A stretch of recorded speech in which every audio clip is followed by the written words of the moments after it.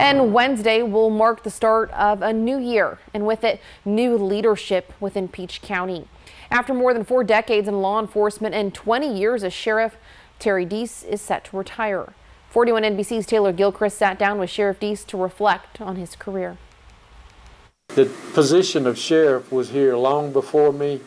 It'll be here long after me. Peach County Sheriff Terry Deese reminded himself of those words before making the difficult decision to retire at year's end. Deese has been sheriff since January 2005. Now 70 years old, Deese says he's spoken to his family about retirement for years, not ever wanting to be unable to perform the duties of the job. My wife didn't really want me to run last time, and this time I was kind of flipping and flopping on what to do, and then I just woke up one morning and I said, it's time. During a winter storm in 1982, a Byron Police Department deputy and friend asked Deese to use his four-wheel drive Jeep and chain to help residents who might run off the road due to icy conditions. It was that experience that showed him he was meant to help others, and he traded in his construction boots for a badge. Law enforcement is kind of like a fever. Once you get in it and you get it in your blood, it's really hard to walk away. There are many highs and lows throughout a 4-decade-plus career. Deese says the toughest moment by far was when 2 deputies were shot on call in November of 2016,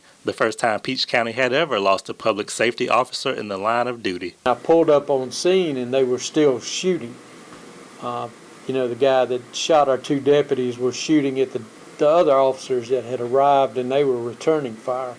And as I pulled up, I could still hear those shots fired, and you smell the gunpowder in the air. It was the way Deese led the sheriff's office through that tragedy that helped him be named Georgia Sheriff of the Year in 2017. But Deese says the accolades come second to having the opportunity to serve the community that raised him. We all go through high school, and you have your friends talking about, well, I can't wait to graduate, and I want to get out of here. And, I'm thinking, I want to graduate and stay here. I've never had that desire. This is always where I wanted to be. Deese says he plans to help the sheriff's office with its transition to new leadership. As for his legacy, Deese wants to be remembered as someone who stayed true to himself and remained the same person he was when he walked through the doors in 1983. The title doesn't make the man makes the title.